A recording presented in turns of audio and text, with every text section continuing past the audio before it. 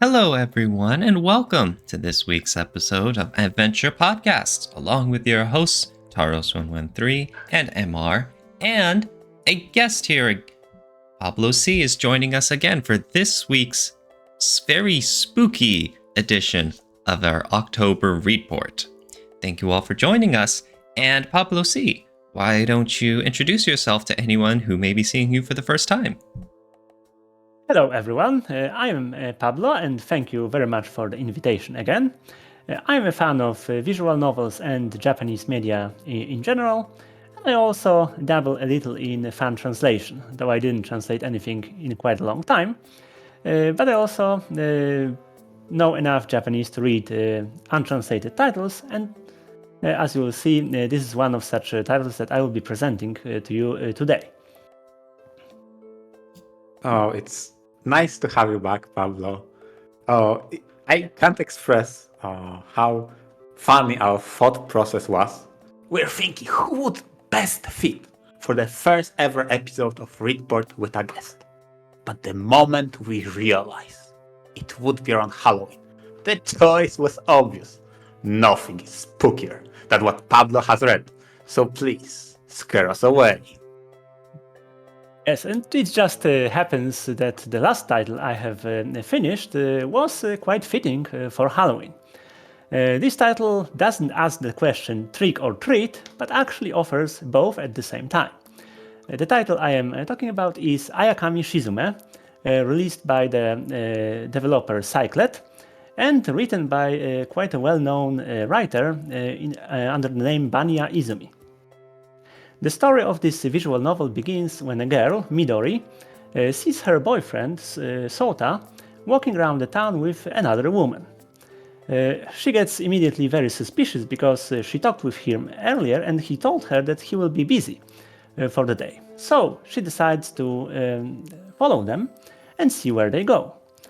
Much to her surprise, they don't go to a restaurant or a hotel, but instead they take the train and go to nearby mountains. As she follows them through the forest, she walks into a strange humanoid creature that clearly isn't a human.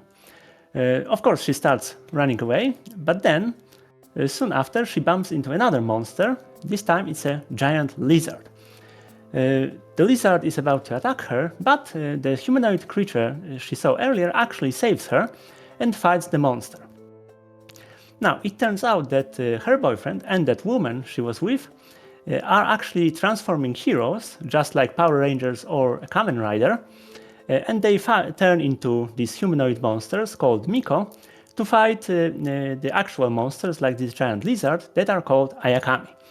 And here's where the title comes from. Ayakami Shizume can be translated as appeasing the Ayakami, which are the monsters in this story, and appeasing them is what they do, and by that they mean beating them up.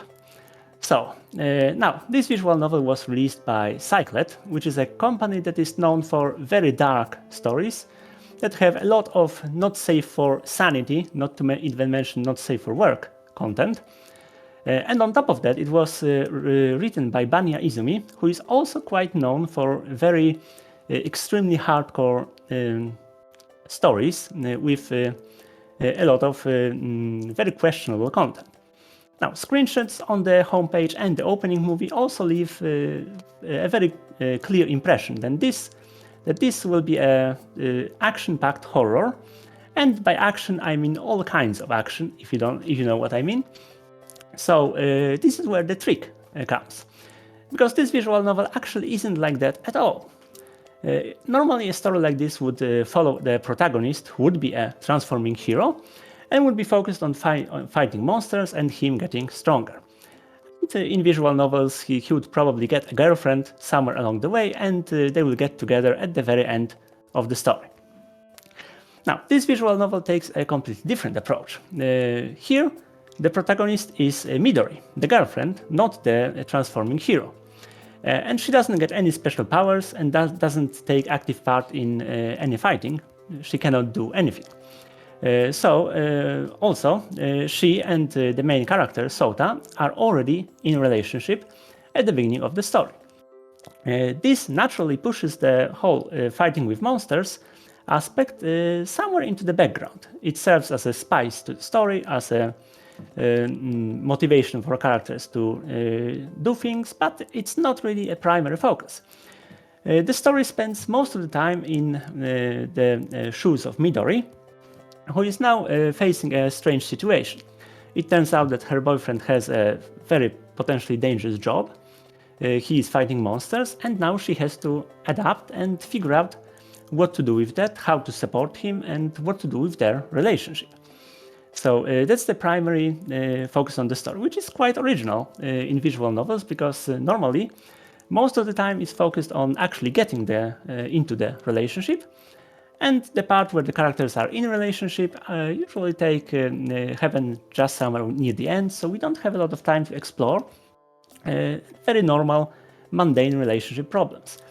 And this visual novel, instead of being a horror, actually focuses on this aspect of the story. So basically, this is a relatively wholesome slice of life's coming of age story with a very slow romance between the main characters.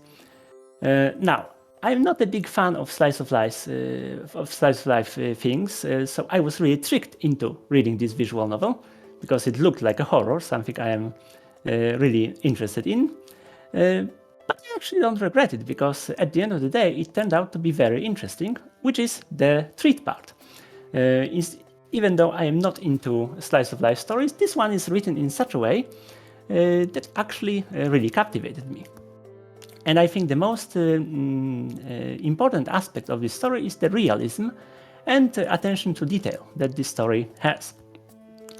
Sure, there is science fiction, there are monsters, there are transforming heroes, but everything is still within the boundaries of common sense, which is not that commonly seen in such fiction. Yeah, I mean, So if I may, yes? the very first thing, listening to you describing that VN, in different media, even outside of VNs, a prospect of relationship of a normal human with a superhero is somewhat explored right now from the standpoint of the superhero. How to tie in being a responsible hero of justice or whatever is that you are heroing for, and then tie that in with a social life. Now, what you're describing is the inversion of that. What if you are the observer, the normal part? Exactly. What happens when a completely normal, everyday girl, who is average in every aspect, actually finds out that her boyfriend is a transforming hero, and how it affects her life and her relationship? Because this is actually quite interesting. Again, the story is focused entirely on her, and she can't really do much because she doesn't have any special powers, but she still wants to support her boyfriend. Now, originally she was planning to go to the same college as he and just enjoy a fun campus life together, and then figure out what to do in life later on. But of course this goes out of the window, because he actually quit college to focus entirely on his job. So now she has to figure out how to deal with that. His job of beating up monsters, right? Yes, exactly. Like I mentioned, this setting is quite realistic. So this is not just a bunch of superheroes somewhere in the cave that are secretly fighting monsters. No, Sota is actually a member of a proper organization called Oshizuya, that is a part of a police force. Sure, they are keeping the existence of monsters somewhat under wraps, but they are officially recognized. This is a job. He has a salary, he has a paid leave, and so on. The Oshizuya has a proper organization, so you see it has a lot of people. The branch that we are talking about is just for their city, but this organization has branches all over Japan, and it functions as well in the different countries, although they don't really know the details, because again, they are just a small branch in one of the cities, so they don't know everything. There are people who deal with accounting, there are people who deal with collecting data, receiving information, sorting information, and so on. And there are also assistants on the ground who know about the existence of Ayakami, and they are looking for traces of them. So you can see that this whole organization is quite grounded in reality. It's not just a bunch of superheroes that are doing their own things in the cave somewhere in secret, and they have money from nowhere. No, they have a normal government budget, they have salaries, and so on. So this is a perfectly normal company. They have an official front. They pose as a software development company. So Midori has a story to tell to her parents or friends, because she has to do some explaining, because surprise, surprise, this visual novel actually has functioning family. Midori has a mother who is actually interested in what her daughter is doing. Why is she coming home late? She knows that she has a boyfriend. She wants to know where she goes. And she knows where Midori is lying. So she cannot really hide anything, because a mother is a mother. The mother knows.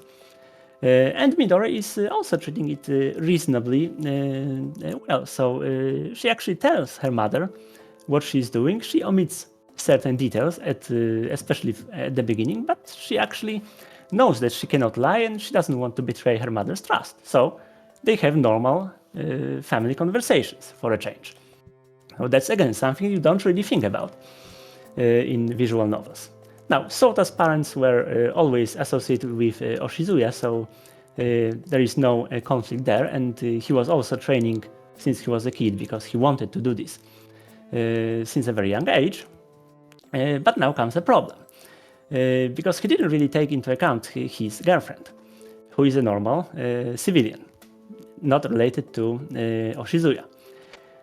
Now, it's obvious that fighting monsters is a rather dangerous job, and she confirms this with the personnel of Oshizuya, because although this is a secret organization, they aren't completely paranoid. So when she finds out about the monsters, they have no problems with actually explaining everything properly, and they clear all misunderstanding about cheating, about Sota doing something illegal, something suspicious, by simply having a conversation with her and telling her everything that she needs to know upfront, without any unnecessary drama.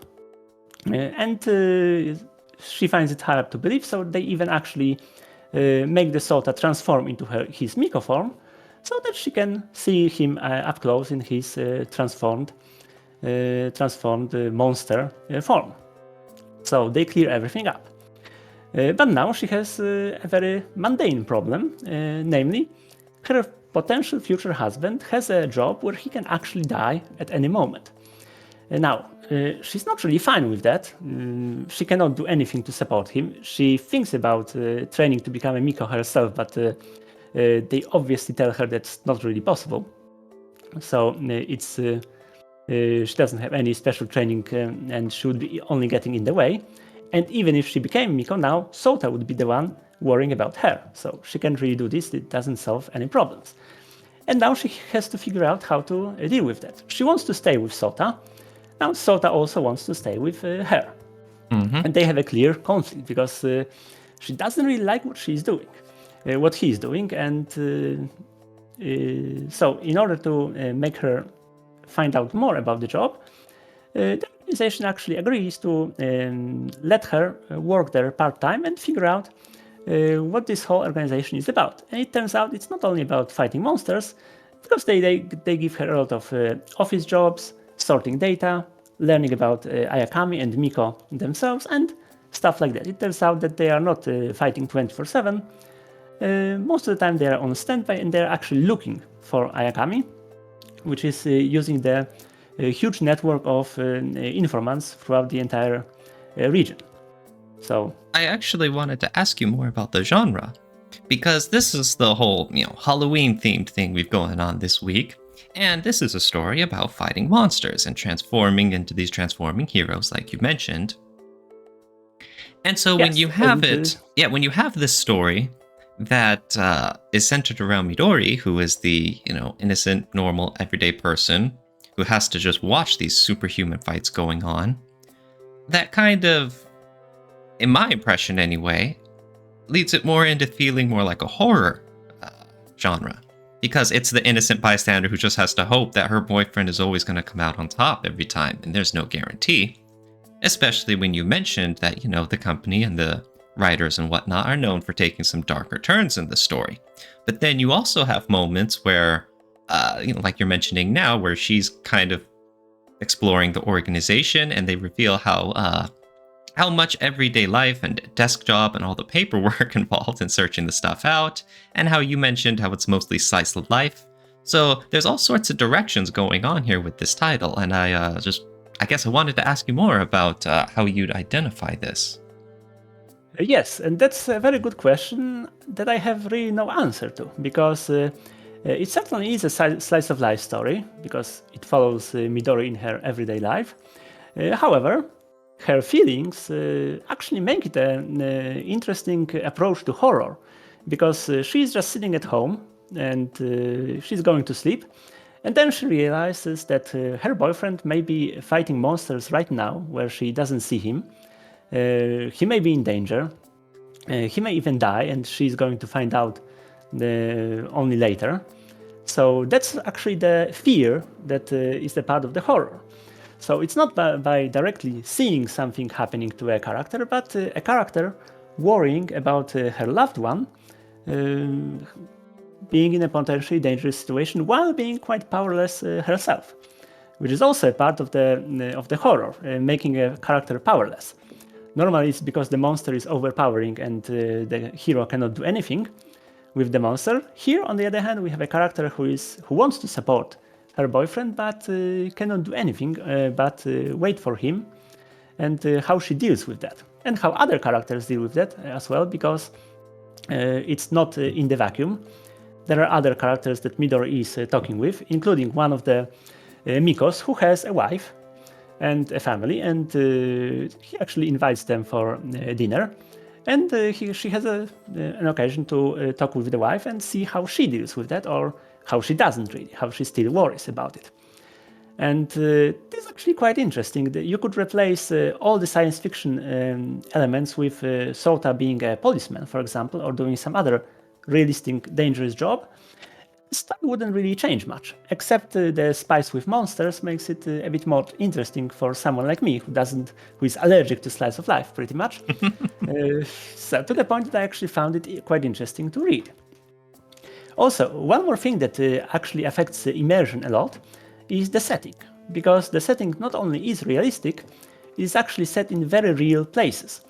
And it is described in such detail and with such amount of information, to the point that you can actually go to the Google Maps and Google Street View and actually see the building, for example, where Oshizuya office is located. It's a real building. The description is enough to actually find it on Google Street View.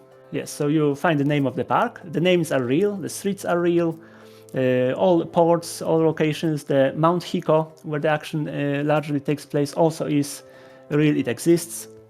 And the story is set in a very specific time period. There is an exact date, so it's precisely located in a time and place. And this adds to the realism, because now when characters are talking about distance between places, for example, studying in Tokyo, now you know how far the story is set in Fukuoka, and now you can check on the map how far Fukuoka is away from Tokyo, and the distance between the places is really far. So it gives a sense of reality to the struggles of characters that pretty much deal with very mundane problems in this potentially terrifying world. Now, the monsters themselves are also very interesting, because as the Japanese name suggests, Ayakami, Kami is the kanji that is normally used for gods, deities. And that's pretty much how these monsters are understood. They are not really evil per se.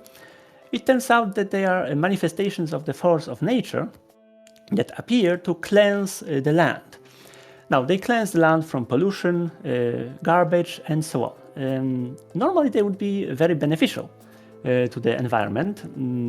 However, it turns out that lately, most of the pollution is created by humans. So, in recent times, they started actually attacking and harming humans because they want to return the pollution to the source, which are humans. So now, even though they are not really bad, they are actually quite benevolent. Well, Oshizuya needs to appease them, he needs to fight them, because they pose a serious threat to humans. And what kind of threat it is? Well, here comes the horror part. The story is mostly linear, so there is only one road here. However, it has a few decision points, actually only 4, and they lead to very short branches, because a wrong choice leads to a very nasty, bad ending that fully displays the potential of Banya Izumi and his absolutely grotesque and gruesome writing. So let's just say that very bad things happen if one of the characters actually gets defeated or caught by the Ayakami. And this shows how terrifying monsters they actually are, even though they may be very beneficial for the environment. I always thought that in these kinds of, stories involving the big evil monsters, the forces of nature, whatnot, representing the earth itself, it's always funny that a lot of times the problem will stem from like pollution or humans encroaching onto their land, and that frequently the solution to these rampaging monsters is to send in like the military or our own transforming monsters to beat them up. And it's like, how about you resolve the problem at the source, like not polluting the place? But that never seems to come up. Oh, it comes up in this visual novel actually, because there is an obvious solution: stop the pollution, stop the garbage. But it's actually not that easy, because it turns out that some humans are actually quite evil, and they would like to make use of Ayakami. I mean, it's quite convenient that there is a monster that actually absorbs all the garbage, like the evidence, like a corpse, for example. So, and there were stories, they actually, that's how they motivate keeping everything in secret, because when things about the Ayakami leaked out, it led to all sorts of problems. So they decided that this is not an optimal solution, because it makes humans not that afraid of littering, for example. But it's actually better than the alternative. Again, everything is thought about quite logically here. And when you have such a question, actually the writer knew that such question would come up, and the characters actually address it in the story. And I caught myself thinking about some things like that as well. And it turns out that the writer actually figured out that the audience might want to ask those questions, and actually addresses them. So that just shows how Banya Izumi is a rather good writer, even if he doesn't write an extremely gruesome horror stuff. Normal slice of life stuff, realistic stuff is also he's getting it quite well as well. Speaking of the writing, Ayakami Shizume is an untranslated Japanese work, right? Yes, it is not translated. So I read it in Japanese. I actually have a physical copy of it, so I read the physical one. Ah, incredible. And, I might as well get the obvious question out of the way for all the fans who always wonder, you'd love to translate it, right? For everyone else to enjoy? Well, I can say I wasn't thinking about it. Maybe when I will have time in the future. Understood.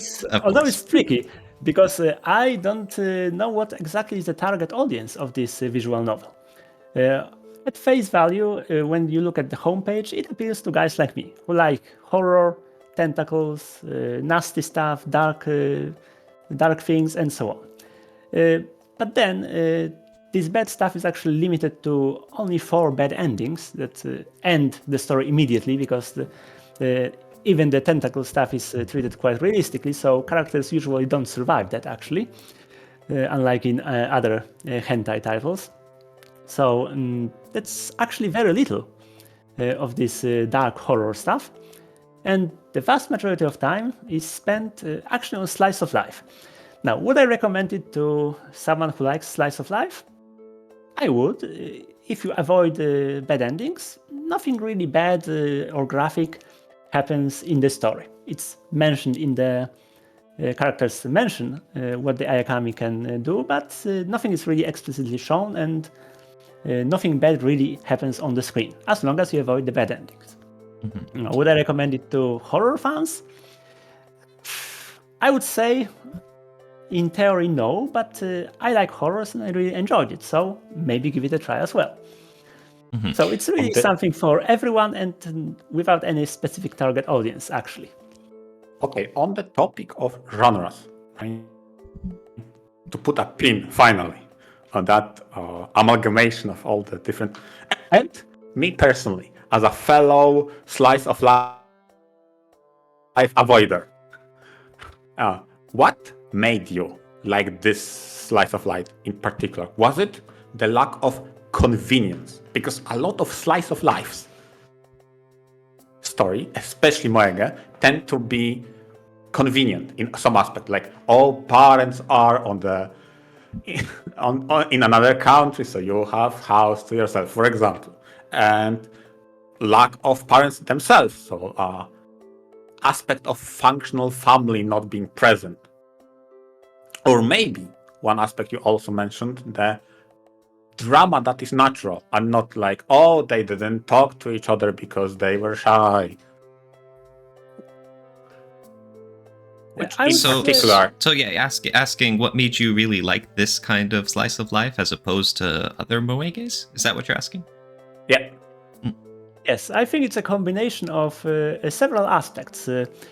Characters being relatable. That's one big factor that I actually found very important here. When they talk with each other, they talk like normal people. When they don't talk, when they don't say things to each other, which causes problems, this is actually something I would have problems saying as well. They have some difficult topics that they don't really want to touch. And this obviously causes problems down the line, but I can see why they would do this. I can see why would they hesitate to bring some topics up, because they are dealing with quite difficult, down-to-earth, but difficult problems in the relationship.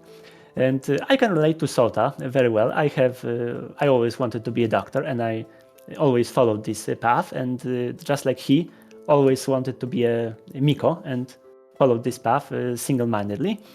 And now this could, of course, conflict with stuff in real life. So I can see how this would work for me, for example. If someone didn't like my job as a doctor and wanted to change it, how it would affect my relationship, would I be able to give it up for the person I love? It's an interesting question that I could ask myself, and I'm pretty sure many people actually face those dilemmas in real life. So that was the relatability of characters was one of the very important things. And yes, like you said, in Mareeck, their situations tend to be convenient or forced.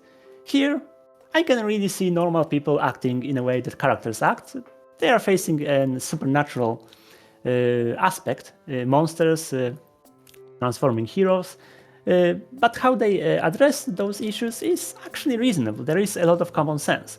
No character is acting like a complete moron and starts screaming about monsters to everyone, so they take them as insane. For example, Midori could do this to her parents, and they would send her to a mental hospital, obviously. So maybe. She doesn't do that. Yes, she doesn't do that. And at the same time, she's saying reasonable things. She doesn't stay quiet, on the other hand, so that people start distrusting her. No, she's acting like a reasonable person. She's telling reasonable stories. Everything is simply normal. Also, Now that you mention it, right? The perspective. The game starts seeming like a dark/cheating kind of title, but from the perspective of Sota, who is that superhero and has that classified information, he tries to protect the main girl, the protagonist in this case, from the harm. That's why he had her in the dark. And it makes perfect sense, right? Actually, that's why the misdirection. Actually, not really. He kept her in the dark because he simply didn't know how to bring it up. It's a difficult topic. Yes, it was a very human problem. He wanted to talk with her. It's not that it's a top secret that he is not allowed to tell the close ones. Actually, who got scolded for not talking about this earlier by the friends from his company. But yeah, he couldn't bring himself to talk about it because first, he has no experience with relationships, neither has Midori, for that matter. So they are only figuring out how to do the relationship stuff, and that's a problem in and of itself. And now he has such a massive burden to actually tell her about, and he knew that this could actually impact his relationship, and she could break up with him. So he was worried about this very normal, mundane stuff, actually, and that's why he had problems with talking with her. So the career of being a superhero against, I suppose, kaijus of sorts is not hidden. It is not like classified.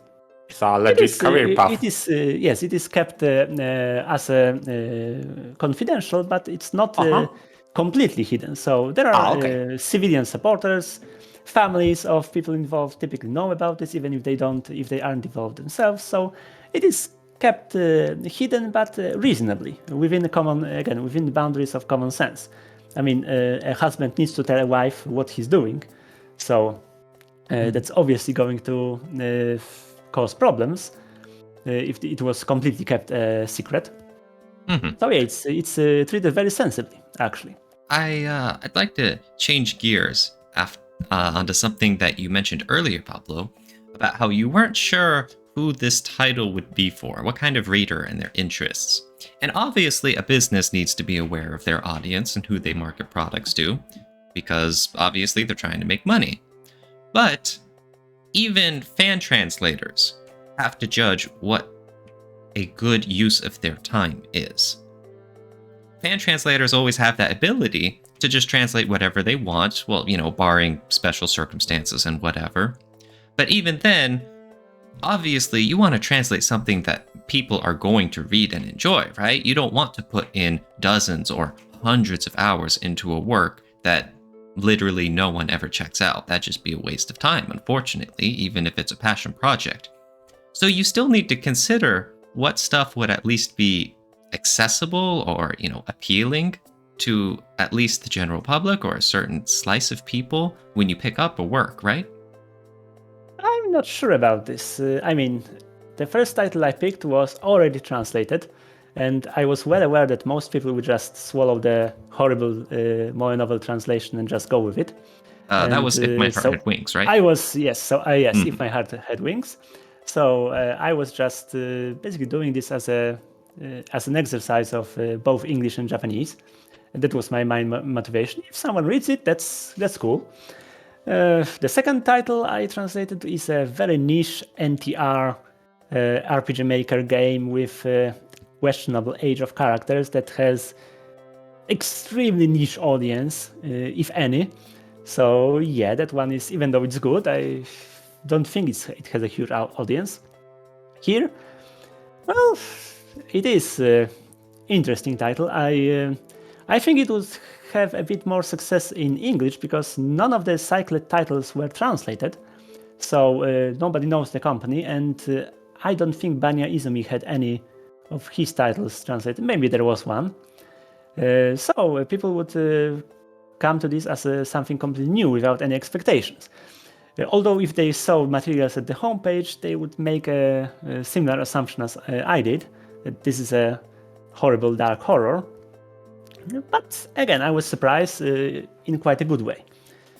Well, one more thing that actually surprised me and I wanted to mention is the protagonist, who is a strong feminine character, as opposed to strong female characters that we often see in media. And what do I mean by that? She isn't doing any things that are typically masculine, fighting, being dominant, being a leader, anything like that you see in many cases where we are thinking about the strong female characters. No, she is feminine, so but still strong. So she has a strong sense of support towards her boyfriend, and she really wants to figure out how to help him and do whatever she can within the limits of her abilities to actually support him, help him. At the same time, she doesn't want to sacrifice her own happiness. So again, she's quite opposed to him having a dangerous job. So and she's thinking a lot. She's emotional. She's a very nice feminine character that you don't really see a lot in recent times, especially in Western media, because in Western media, writers and creators are hell-bent on turning female characters into men, basically. They become superheroes, they become leaders, generals, they are fighting, they are strong, they are independent. Whereas here, for a change, we see how to write a very strong, very well-written, but actually feminine, girly character, which again is something that's very interesting. Ah, I see. That is a good point. On that note, we are starting to run out of time, and I'm a little surprised that your title that you read for this report wound up taking up the entire segment. So I'm I happy didn't about expect that. such Though. a discussion. As No, well. yeah, you are the Yeah, guest but- here, so I'm very happy about that, and I'm glad you got And to it enjoy was yourself. quite unique, right? In what I could assume a passive psychological horror, in which the stress is from worrying about others, is the main source, not actively being threatened. Yes, and the realism, Very because interesting. you can totally see a girlfriend of a policeman having exactly the same thoughts as Midori. So the realism, Yeah. even though we have monsters, we have transforming heroes, we have Kamen Rider, basically. This realism actually adds to the grounds this in reality. Because there may be monsters, but characters' feelings actually are pretty much what we would expect.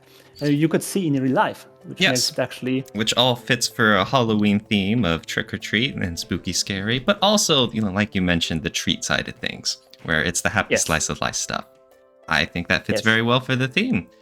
Thank you very much for appearing, Pablo, and we're always happy to have you on anytime. Thank you very much. It took longer than I expected, but I had fun as well. So thank you for the invitation as well as always. It was a pleasure, Pablo. Thank you, and venture out. Venture out. Goodbye.